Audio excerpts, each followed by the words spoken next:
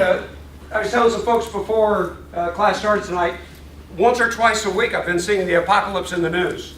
And so this morning, this is right off the internet this morning, news, one of the news sites, and this time it's not a televangelist, this time it's Google Translator. So if you happen to be in West Africa or using their language and you type the word dog 22 times. And I'm thinking, who did this? You know, how did this come up? But if you did that, then it tells you that Jesus is coming back soon. So I just threw that up simply because it was in the news, but the idea of the apocalypse associated with Jesus' return. The word apocalypse means what? Revelation. It means to reveal. That's right. The nuance, though, of the word apocalypse, you pull the curtains back for some people, because we're doing this with code language. So to break the code, or to translate it, to better understand, or to understand what God's trying to communicate, we need to know the rest of the Scripture. So let's go ahead and get some of these Scriptures handed out tonight for the passage we're going to be looking at, the end of chapter 7 on into chapter 8. Who will look up Luke chapter 10, verse 18? Me. Okay. Acts 14:22. Marilyn. John 16:33. I will. 1 Timothy 2:5. I got it. Ezekiel 10:2. Shemaine. Deuteronomy 32, verses 22 through 24, and then also verse 32. Julie. Okay, Psalm 46, verse 2. Willie. Matthew 13, verse 25, and then on down to verse just 25 and 39. Not all of them in between, just those two verses. Ronnie. Okay, then Exodus 10:21. Part of the 10 plagues in the Old Testament. I'll do it. Thank you. As long as it's not liver plague. Yeah.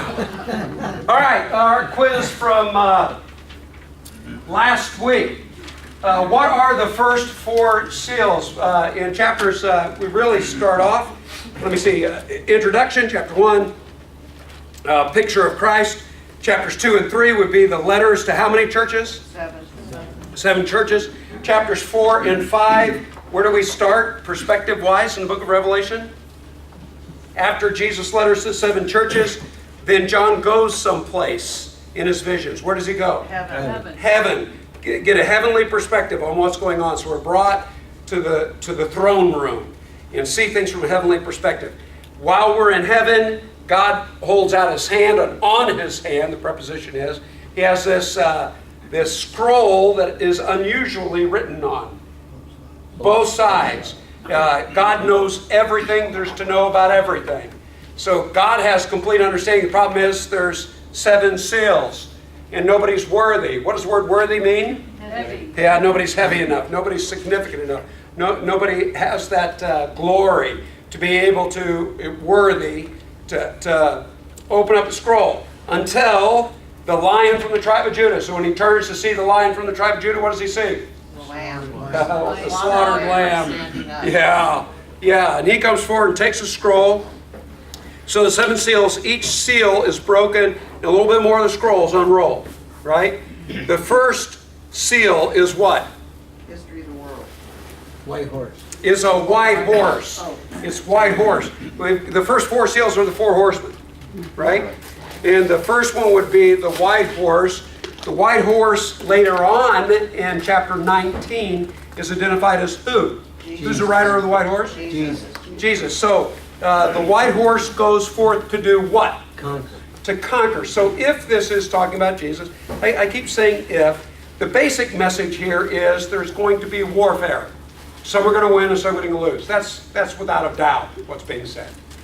But I think it's probably a little bit more. It's probably making reference to the fact that Jesus' kingdom will conquer. What's the one history book in the New Testament? The book of Acts. What's the very last word of the book of Acts? The end.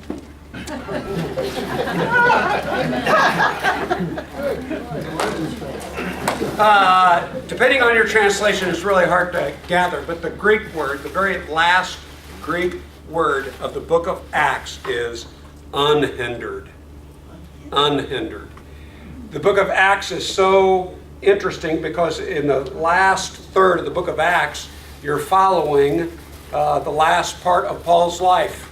You get the shipwreck, you get Paul on his way to Rome to stand trial before Caesar, and if you're like me, you get caught up and it's like, okay, what's he going to do? And it's kind of like, it's over?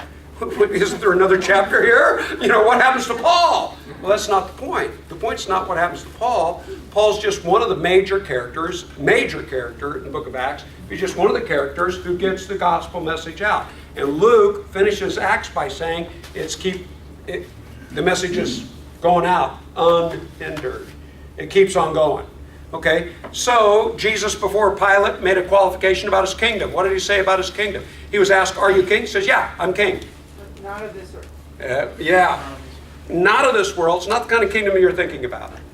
Okay, so when we think about that, when he's on the white horse, victorious horse, animal associated with warfare in that day, right? White horse goes out and he conquers. Is there a sense in which Jesus' kingdom conquers? Yes.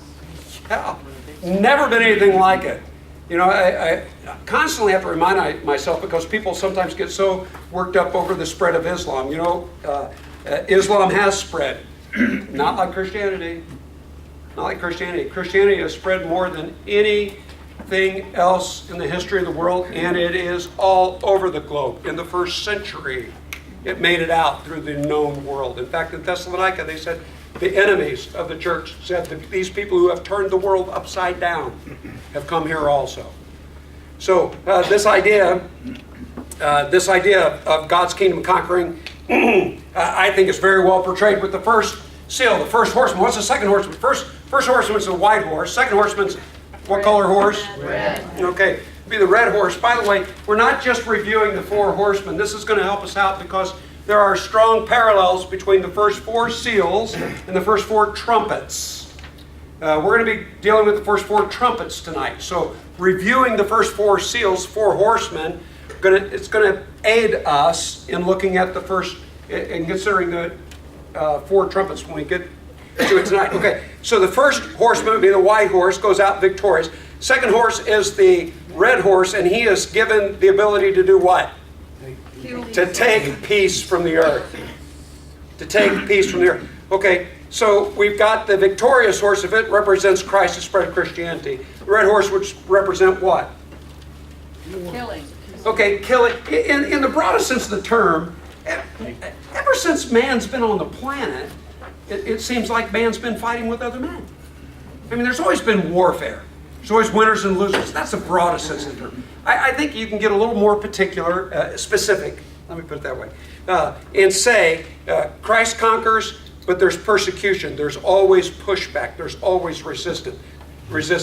Have you noticed in Jesus' ministry, Jesus had a very polarizing ministry. You know, a lot of people talk about how they love Jesus, even people who aren't Christians, they love Jesus. I'm guessing if you're not a Christian, you may think you love Jesus, you're just not listening to him. Because either you're all in or you're all out. If you really listen to what he has to say. Very polarizing. And either people totally committed their life to him, by and large, or they wanted to kill him. Totally opposed to him. Well, that's kind of portrayed in his followers. Message of love, definitely. Tough love. Kind of love that changes everybody. It's whosoever will, but you're never going to stay the way you were before. So anybody can join this family, but it requires 100% commitment. You lay down your life. You lose your life to gain it. So because of that, it's very polarizing. So you've got the victory of Christianity, then you've got the persecution of Christianity through the years. Okay? Obviously warfare, but we're probably talking about spiritual conquest and spiritual persecution. Okay, what's the third? Black. Yeah, the black horse, what's he holding in his hand? Scales. Scales are used in what segment of society? Judge. Business. Usually in the marketplace. And what's he talk about? The price of what kind of food? Wheat. Wheat and then the barley. And what's the point he's making? It's very, very Famine. expensive. Yeah, it's going to cost everything you can make a day just to get bread. So life's going to be difficult. Okay, no doubt there have been times of distress and famine. There have been hardships in the history of the world. without a doubt. That's no surprise to us, and it shouldn't be. God wants to warn us, while you're living in this world, don't expect a paradise here. That's the next life. Don't expect it here. But if we can read just a little bit deeper, I think the pictures here are white horse, God's kingdom is going to conquer. We win. Red horse, there's going to be opposition. There's going to be persecution. Black horse, don't expect this life to be good. In truthfulness, folks, not just these horsemen, but just looking at the message of the Bible, I just don't get it where this health wealth gospel gets any traction with the Scripture. This idea that you're going to prosper in this life. Well, if you mean by that, you're going to have inner joy and peace. You're going to be able to rejoice in the midst of hardship. I can buy into that. But if you think you're going to make more money because you're a Christian and you're never going to get sick and all these other things, I think that's just a terrible misreading of Scripture. The very Scripture that people like to quote from Isaiah 53, by His wounds we are healed, is talking about a spiritual healing, not physical healing. Okay, I'm taking way too long. White horse conquering, Christianity spread. Red horse persecution of Christianity. Black horse, life's going to be difficult. What's the last one? Yeah, pale horse. Who's riding right behind what's the rider of the pale horse first? Yeah. And who's right behind him? Hades. Hades, the abode of the dead. Okay. A lot of people are going to die. Things are going to be bad. Very strong word. Don't you find it interesting that God, who knows everything, He wants to forewarn us about life? This seems kind of negative, doesn't it? But it's kind of like He's trying to prepare us for, don't look for all the rewards in this life. That's the next life. Prepare yourself. Prepare yourself. It's kind of like when somebody wanted to follow Jesus, Jesus turned to him and said, "Are you sure you want to follow me?" Remember what He said about the foxes and about the birds? Remember this? What did He say to somebody who wanted to follow Him? He said, "Foxes have holes." I don't have a place to lay my head. Yeah. What's He saying? He's saying, this is going to be hard. It's not going to be easy. It's going to be difficult. I think that's part of what's going on here. Okay, so we've got the first four horsemen. What's the fifth seal? I'm getting way ahead of myself because the first four seals would be the four horsemen. The fifth seal would be the souls underneath the altar. That's the fifth seal. Okay, question number 2 is, what question are the souls under the altar? Which, by the way, what's the dimensions of the altar? 12 by 12, that'd be 144. Okay, 144 square cubits. Okay, what are the souls under the altar asking? When? How long? Who are the souls underneath the altar? The ones that have died for Christ. Yeah, because of the word of the testimony, because they've remained faithful to it. Well, that kind of fits the first four seals, isn't it? You're faithful to God, you're part of the winning team, and you're part of the winning team. Life's going to be tough, you're going to die. And there you are under the altar, and you're saying, okay, when will we be avenged? Because it's all going to work out in eternity, but right now, it's still tough for everybody who's hanging on to the message down there on earth. They're asking the question, not if you're going to take care of this God. They know God's going to take care of it. The question they're asking is when? How long? What's the answer to their question?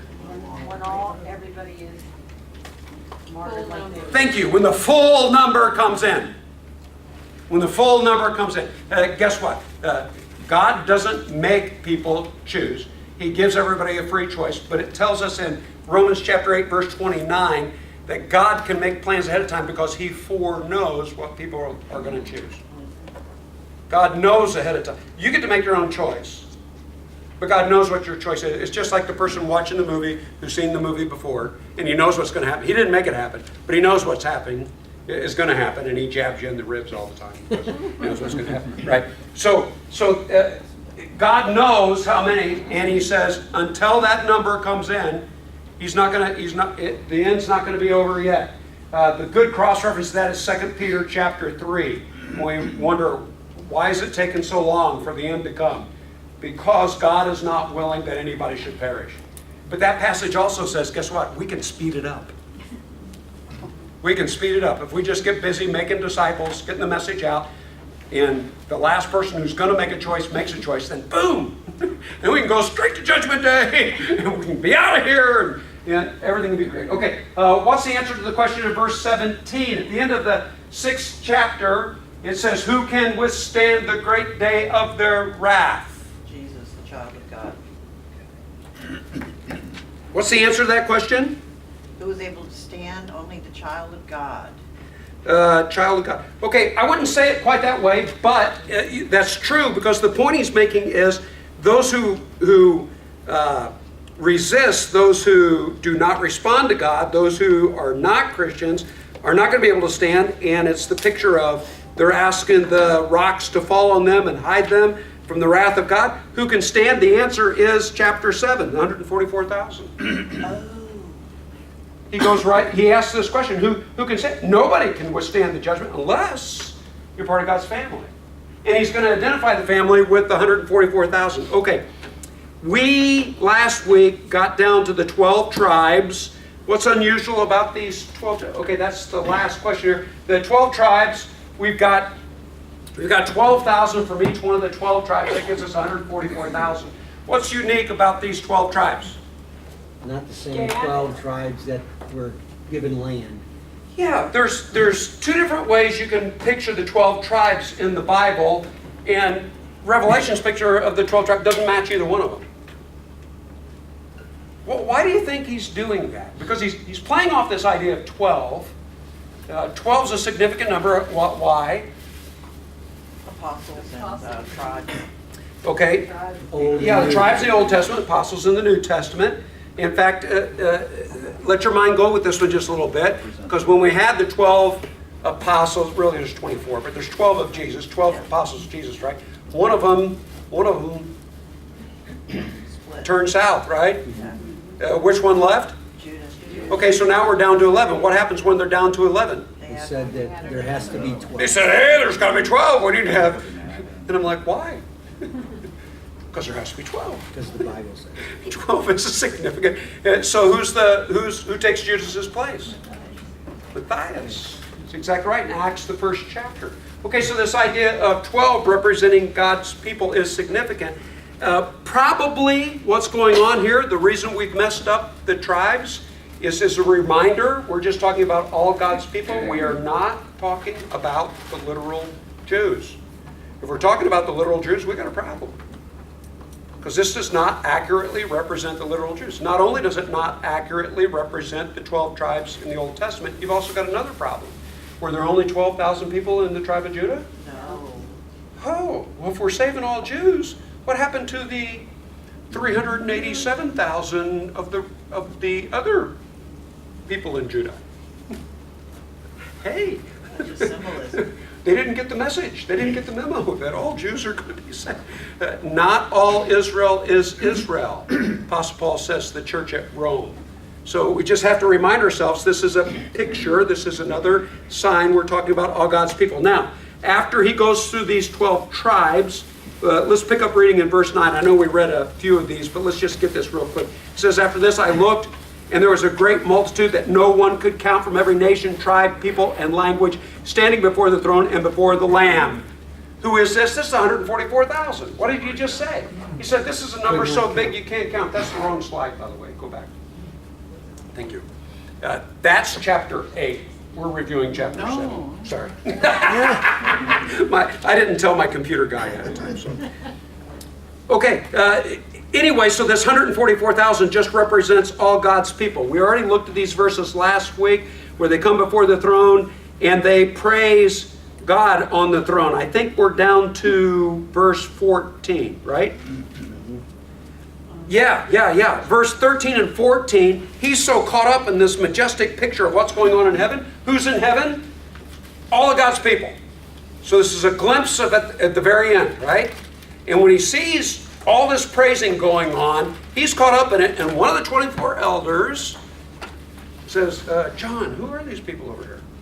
And John's like, I don't know. Do you know? You tell me. And so he's explaining it. And so he already knew the answer. Why does somebody ask a question when they already know the answer? Make a point. because they want you to think about the answer. So he's drawing John's attention because there's so much there that's easy for him to get caught up in. He's trying to get his attention back to where God wants his attention to be. And he says, these are those who have come out of the great tribulation. We're going to be talking about the tribulation more, especially over in chapter 20. But since we haven't introduced that idea yet, this idea of tribulation, what does the word tribulation mean? If somebody said, how was your vacation? And they said, it was a tribulation. What would that mean? Well, It wasn't a good vacation. Yeah. It was a struggle. Okay, think of the four horsemen. Would the word tribulation accurately describe what the four horsemen picture? Yes. Yes. Yes. I'm not so sure we should read anything very specific into this yet, other than the fact that for any Christian to go through this life, it's tribulation. What did Jesus say about not worrying about the future? Don't worry about the future. Each day, today has what?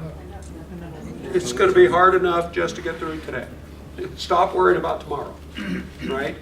So this idea of hardship kind of goes with the whole idea of being a Christian. There is a price to be paid. But he says they have washed the robes and made them white in the blood of the Lamb. Did we talk about that last week or not? Yes. Okay, where do you get this white robe? Given to you. It's given to you. Therefore, they are before the throne of God. Yeah, we did get that far, but we didn't get this. I didn't get to make this comment. They're before the throne of God, and what are they doing? They're serving Him by day and night in His temple. Okay, here's a picture after the tribulation. Everything's taken care of. This is kind of a glimpse of what heaven's going to be like. Now, it's kind of like circling the field before you land. We're kind of getting an overview here. Part of, hey, it's going to be all worthwhile someday for God's people. He's going to come back and in great detail tell us how beautiful and wonderful and mind-boggling heaven's going to be. Here's just a glimpse. And what's His glimpse? We're going to be working. Very beginning, before sin entered into the picture, Adam and Eve are living in a place called what? Eden. What are they doing? Naming. They're working. Before sin, the curse of sin is not work. What's the curse of sin? Death. Well, death's part of it. Pain. Yeah, pain in childbearing. Working the land. And work will be laborious. Working the land, it doesn't. Not all work's laborious. Not all work is grievous. Some work is extremely rewarding. Yes? It seems kind of obvious to me when they use the word serve as opposed to work. Because Yes. serve implies that it's something you're doing voluntarily that, hopefully you'll be blessed by. That's, you don't ask people to come in and work at the church. But we do. Yeah, we do. But no, I appreciate your I know point, it's all and semantics, Mark, but. no, I really do appreciate your point because that does give it a positive flavor, which it should. But I want to expand our thoughts here because not all work is bad. Some work, craftsmen, for example, some people love doing stuff that, whoa, that's tedious, whoa, that took a lot of time, and they just love it. Some people get lost in their hobbies or whatever, but they're so good at it, and there's just this euphoric sometimes feeling of, look what I was able to do with my hands, or look what I was able to, paint or whatever else. There's productivity that is positive. Well, this idea of us serving in heaven is going to be something to do, and it's going to be in the service of God. We're going to find out later that the temple is just being in the very presence of God. There's no physical temple there in His presence because it's being with God. We'll save that to later. And He who sat on the throne will shelter them with His presence. How did God make His presence known in the Old Testament? Cloud. Cloud during the day, pillar of fire at night. Right. Where did that cloud and the pillar of fire, where did it stop when they're going through the wilderness? Okay, yeah, when it stopped, it was over the tabernacle, over the Holy of Holies. They called it Shekinah cloud, represented the presence of God. But as they traveled through the desert, it's the cloud that shaded them. It turned into what at night? pillar of fire at night. Why would that be so important in a desert? Yeah, in a desert it could get so hot you could literally die without protection from the sun in the day, but you've got shade because of the cloud. At night it can get so bitter cold, but you've got the fire to warm you. So the Shekinah cloud represented the presence of God and represented the protection of God. In fact, it was the Shekinah cloud that held back the Egyptians as they're crossing the Red Sea. So there's protection there and there's comfort there. And that's the picture we get in our relationship with God. So there's going to be service, there's going to be comfort, there's going to be protection. Never again will they hunger, never again will they thirst. It's probably talking about a hunger and thirst of the soul. Probably. So our deepest longings will be met when we're in the presence of God. The sun will not beat down on them. Sun and stars, I think we've already seen this, but especially in apocalyptic literature, but in Jeremiah, Isaiah, Ezekiel, when you talk about the stars and the sun, sometimes you're talking about rulers or powerful people. If that's the case, I mean, he could just be talking about you're not going to experience the hardships of life. You're not going to be in a desert. Could be. Probably talking about you're not going to have to put up with the Hitlers and the Saddam Husseins. You're not going to have those oppressive regimes. The sun will not beat down on them, nor any scorching heat. For the Lamb at the center of the throne will be their shepherd, and he will lead them to springs of living water. What did Jesus tell the woman at the well? Never thirst again. Yes, I've got water, you drink of this, you will never thirst again. This will totally satisfy you. And after he had that discussion with the woman at the well, when the disciples came back with food from Sychar and they offered him food, Jesus said, I don't need it. And they couldn't understand. And his response was, I have food that you know nothing about.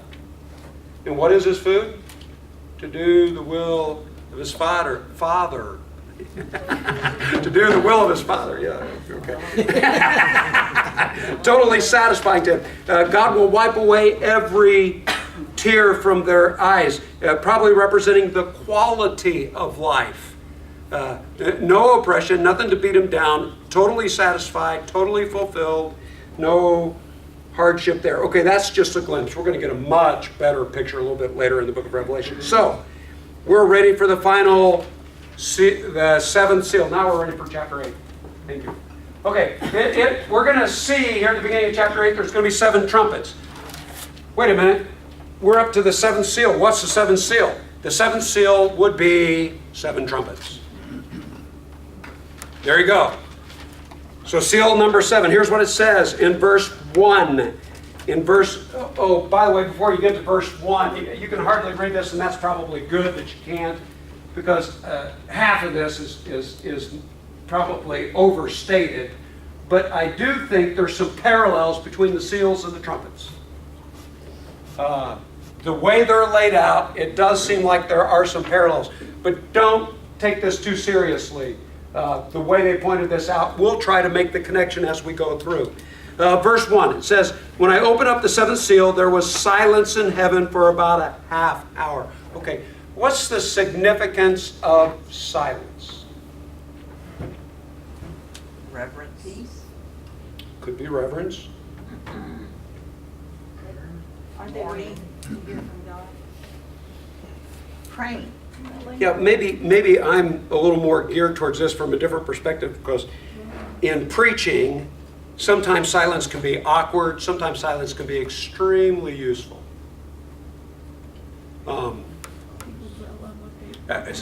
Sorry to say this way, but this is just kind of on my mind. I don't know if you came to first service or second service Sunday, but first service, I wasn't really planning on pushing over the dominoes at the end. It just kind of fit, so I went over and knocked down the dominoes at the end. I knew I was going to knock them down the first time, but at the very end, when I knocked it down, so Sarah De Silva comes to me after first service. She says, oh, when you do that in second service, let's just turn the lights down and pause. And I'm like, I'm not even sure I was going to do it in second service, but I guess I am. But anyway, I appreciate the fact that she said to do that, because sometimes if there's something that you really want to focus on, then don't say a word. If you've got something to chew on mentally, stop talking. Gives it an opportunity to sink in. Probably emphasizing maybe the reverence, but definitely the importance, significance of what's taking place. There's a pause. Can I call it a dramatic pause? A dramatic pause. Okay, the seventh seal, there was this silence in heaven for about a half hour. The longer the pause, the more awkward it gets. But this is a pretty long period of silence. This is something to be taken seriously. Right? And I saw the 7 angels who stand before, why 7? Complete. The number is Okay, for complete, God. sacred. It's a number often associated with Jesus or that which is holy. 7 angels who stand before God, probably talking about very high-ranking angels because they're in the very presence of God. The last verse, the first chapter of the book of Hebrews, say that most angels are here to serve the saints. These are the ones who are serving God. So we know there's a hierarchy of angels. So here we have high-ranking angels, and 7 trumpets were given to them. Okay, we did this last week. We were talking about the 4 horsemen. Remember, we made the distinction between mules, donkeys, camels, horses, and the way you'd see them in the first century. When would you hear trumpets in the first century? Attack. Yeah. Army coming. Often associated with warfare. Often associated with warfare. Trumpets warn. Trumpets announce punishments coming. The army that's going to overtake you. Or brings repentance. Here it is. Either you fight and die or you surrender. Right? Because the trumpets usually associated with the invading army. Okay. These trumpets were given to them. Another angel, this verse 3, another angel who had a golden censer came and stood at the altar. He was given, probably Jesus gave this to him, but he was given much incense to offer with the prayers of all God's people. Doesn't this make you think back in chapter 6? What are the saints who remain faithful? They're under, where are they? Under the altar. Under the altar. What are they doing? Asking when. They're asking when. Well, to talk to God is called what? Right. Prayer. Talking God's prayer. They're praying. And they're asking the question, how long? We know you're going to take care of everything, God, but when? Okay, with this, though, the prayers, we get that we're circling around, we get a little bit more detail.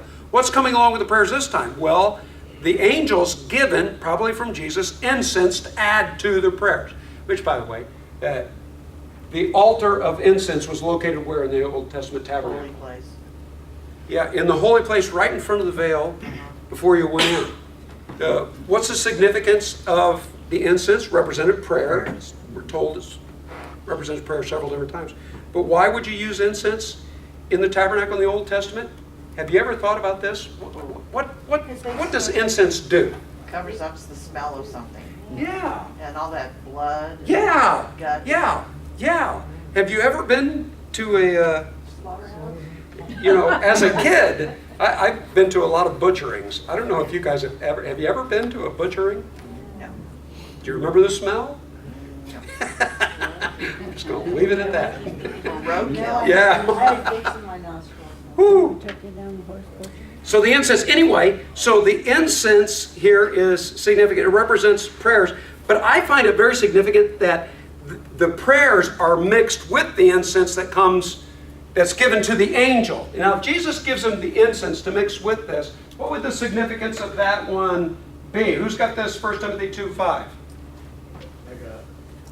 For there is one God and one mediator between God and mankind, the man, Jesus Christ. Jesus is pictured as what there? He is the what? One mediator. Okay, what's a mediator? In between. Between, he's the one. Yeah, can I say it this way? Jesus is standing there saying, well, here's what Jay said, God, but here's what he really meant. Right? So does Jesus help with our prayers? Yes. Yeah, often we associate helping with our prayers with the role of the Holy Spirit because of what it says in Romans chapter 8. But here in 1 Timothy 2, that's also the role of Jesus, to be the mediator, the go-between in us, our prayer life. Well, picture the prayers here. What's accompanying our prayers? The incense that was given to him. Probably Jesus helps. I mean, this is probably, definitely Jesus helps. But this is probably picturing Jesus helping our prayers, right? Or the prayers of the saints throughout history. So, the incense given with the prayers of all God's people on the golden altar in front of the throne. Verse 4, the smoke of the incense together with the prayers of God's people went up before God from the angel's hand. And the angel took the censer, filled it with fire from the altar. Oh boy. If this represents prayers and Jesus helping out our prayers, what's the answer to our prayers? He takes from the censer, filled it with fire from the altar, and hurled it on the earth. And there came peals of thunders, rumbling, flashes of lightning, and earthquake. Vengeance. When Jesus This sounds like they lived happily ever after. What's the answer to prayer? Here, how would you picture this? Okay, let me back up. What was the question they asked before? The prayers were, When? how long? How long is it going to take? Here the answer to prayer is, Now. boom! Judgment's coming. Wrath. Significant because this is not final judgment. He's going to really emphasize this is not. How's he going to emphasize that? Because he says a third of this and a third of that and a third of. He's going to make the point. I'm not dealing with everybody yet. But you know what? You keep on praying, and guess what? God will put limitations on evil. God will deal with some of these bad people. God will deal with a lot of these situations. Okay, let's go back to the 4 horsemen in the Old Testament. Remember which book in the Old Testament had the 4 horsemen? Actually, it's more than one, but the one that we read together, the first chapter of the book of Zechariah, there are 4 horsemen that go out amongst the myrtle trees representing God's people. They're on patrol, and they're in the ravine between these huge mountains. Huge mountains often represent what? Well, we're actually told in the book of Zechariah, great kingdoms of the world. And the request or the question was, what? Do you remember this? The 4 horsemen come back. They're on the colored horses as well in Zechariah chapter 1. And the report is there's peace. There's peace on the earth. And God's people say, how long are you going to let this happen? Do you get the significance of that? The world's at peace and God's people are complaining. Why? Because it's at peace under evil control. And it's kind of like, who cares if it's peace if Rome is in charge? Who cares if there's peace if Kim Jong-un, or however you say his name, right? If you're in North Korea and life's at peace, you're going to be praying, God, send us war. Send us something, right? Yeah. This is part of the answer sometimes. Not the way it's often pictured. I love the reminders of the book of Revelation.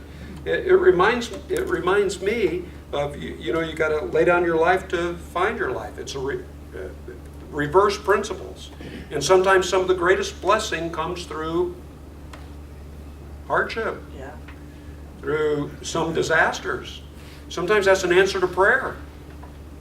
Okay, he's going to get more specific here. Anyway, he takes this and he throws it to the earth. So, the 7 angels, this is verse 6, the 7 angels who had the 7 trumpets prepared to sound them. The first angel, so you get the overall picture here. The prayers, Jesus helping with the prayers, and the answer, boom. Okay, that's the overarching picture. Now let's get into some of the specifics. Okay, think of the 7 seals when we go through, especially the first 4 seals of the 4 horsemen. Think of the 4 horsemen when we go through the first 4 trumpets. Okay, trumpet number 1, verse 6. 7 trumpets. The 7 angels who had the 7 trumpets prepared to sound them. The first angel, verse 7, sounded his trumpet, and there came hail. Did anybody have Exodus chapter? I didn't get that out. Okay, Exodus chapter 9, verse 23 and following. The 7th of the plagues on Egypt was Raining fire. hail. Hail, right? Mm-hmm. Oh, which, by the way, were the 10 plagues on Egypt. Were they an answer to prayer? Yeah, for how long had God's people been slaves? 400. years. And what did they pray? 750. How long, God? When are you going to send a deliverer? And how did God send a deliverer? 10 plagues. Yeah, you have to switch from 7 back to 10 in the Old Testament. 10 plagues! 10 plagues. What was he doing through those 10 plagues? Showing there's no God but the one true God. He was taking down each one of the gods of the Egyptians, right? Okay, well, God is proving himself, but he's giving an answer through conquering the evil in the world. Well, that's one of the plagues in the Old. The 7th plague in Egypt was hail. Okay, the first trumpet sounds, and there came hail and fire. Fire, Deuteronomy chapter 32, verse 22 through 24. Who had that? Julie, I'm getting there. Okay. Sorry. Deuteronomy 32. I'm sorry. That's okay. For a fire will be kindled by my wrath, one that burns down to the realm of the dead below. It will devour the earth and its harvests and set afire the foundations of the mountains. Okay, that's good enough. The idea of fire is often accompanied, pictures the idea of God's judgment. That's just one example of it in Deuteronomy chapter 32. But notice the hail and fire mixed with what? Blood. Okay, blood, again, we're talking signs, symbols here. Blood is usually symbolic of what? Life. Yeah, or Death. you talk about shedding blood, what you mean somebody died. Yeah. Okay, so we're talking about the loss of life here. So the judgment is coming and lives will be lost as a result of it. And it was hurled down on the earth and a third of the earth was burned up. We're going to see this third picture again and again and again. Just a reminder, we're not talking about the final judgment. Has God answered prayers throughout history? Yes. Definitely. Have bad people done a lot of bad things? Yes. Have they been punished? Not all of them in this life, but some of them, yeah. Some of them. I love the pictures that we get to see, like Herod, when Herod took glory on himself instead of giving glory to God. What happened to him? That turned into an animal. The worms came. Oh, And okay. I was thinking of the other one. Yeah. Went nuts. yeah. Nebuchadnezzar. Okay. Anyway, a third of the earth was burned up, and a third of the trees. Okay, is this talking about natural disaster? It could be. But we're in the book of Revelation. We're in apocalyptic literature, and trees often represent what? People. What kind of people? Important.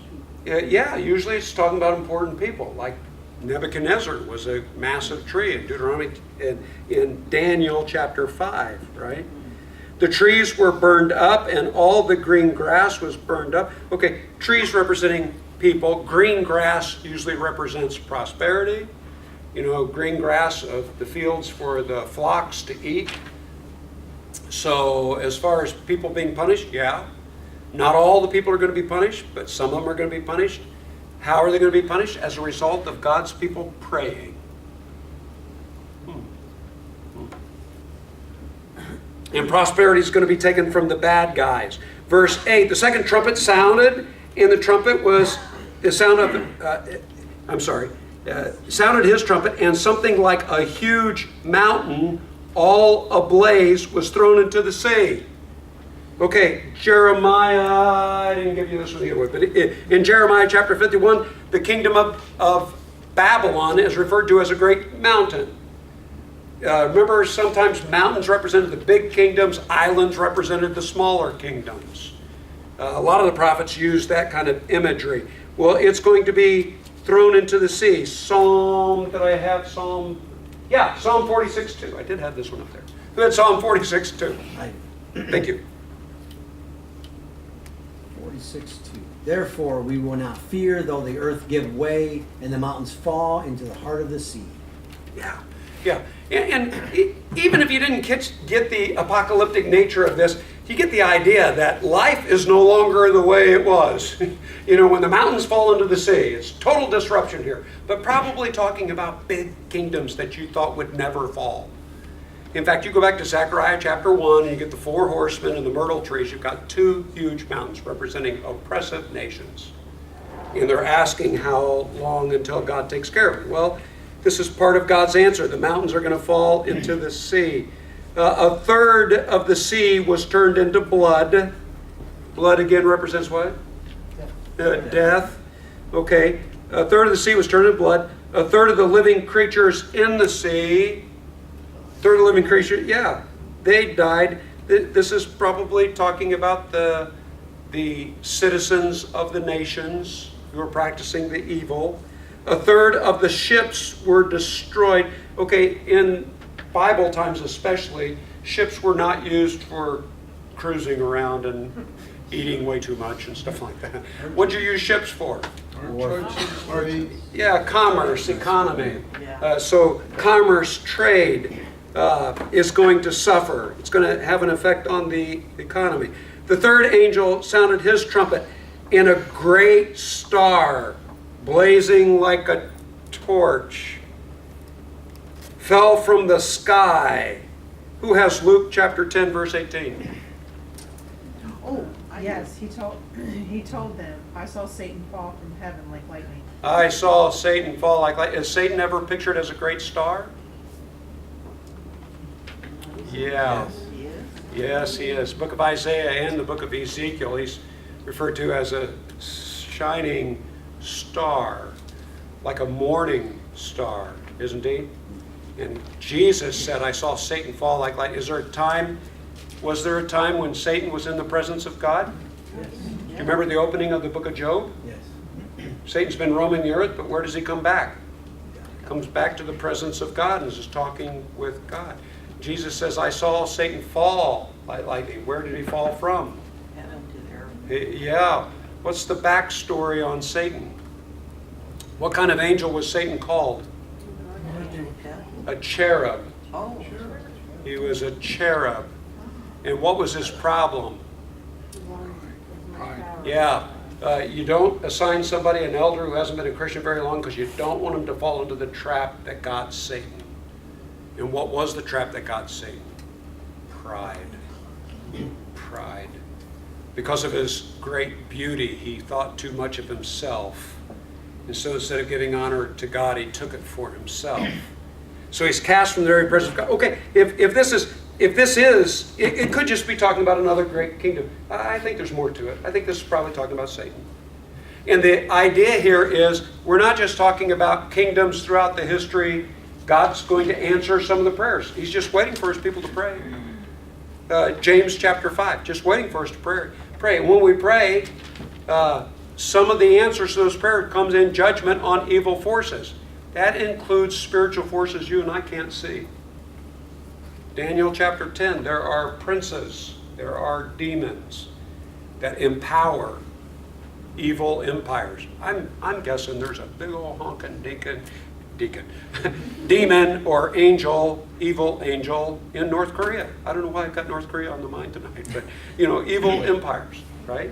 Okay, anyway, let's get back to this. If this is picturing Satan, some evil force, but probably Satan, he falls from the sky, and a third of the rivers, from the sky, on a third of the rivers and on the springs of water. Oh, man. Yeah, we got time for this. We've got a few more minutes. When you talk about, we're not talking about the sea anymore, are we? We're talking about springs of water. In fact, how does it say this? We've got rivers and springs of water. Psalm 1.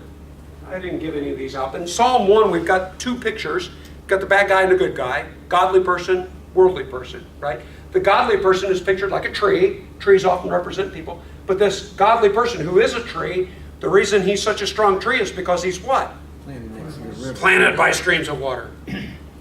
You got to sustain the tree. And what do you have to sustain? You got to have a good source of water. When Jesus is talking to the woman at the well, he talks about the life he offers like living water. Often this picture of water, Jeremiah chapter 2, Jesus said, Jeremiah says, my people have committed terrible sins. They've gone to cisterns that have nasty stored water. It's been there too long, really no water at all, when they could have had springs of water from me. Well, the springs of water represent that which sustains life coming from God. If this star represents Satan, what is it that Satan wants to do? He wants to... Where does the battle take place between good and evil?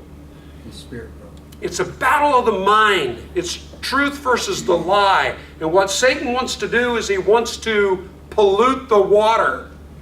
Satan's battleground is twisting Scripture and getting people not to understand that which would give them spiritual life. He wants to pervert the truth. I think this is a beautiful picture, or effective picture of that, because he falls, and it happens to a third of the rivers and springs of water. In fact, 2 Thessalonians chapter 2 says, those who do not love the truth will get sucked in and actually believe the lie. The lie comes from Satan. Okay, the name of the star is what? Wormwood. Do you have a footnote for wormwood? Bitterness. Bitterness.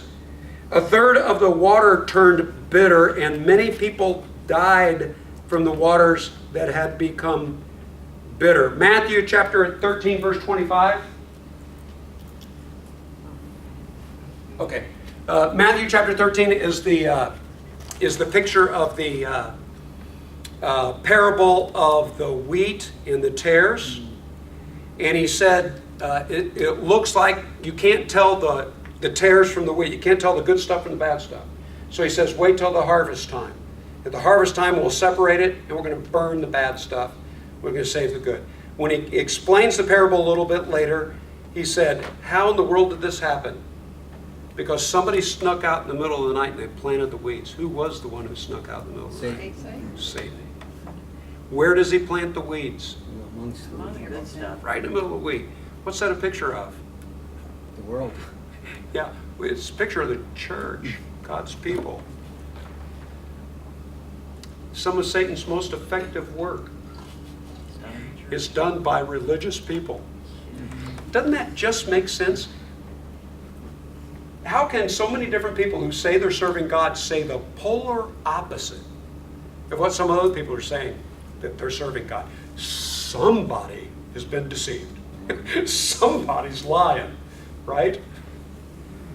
I think, without getting into any specifics here, it's just obvious that Satan has done a lot of harm.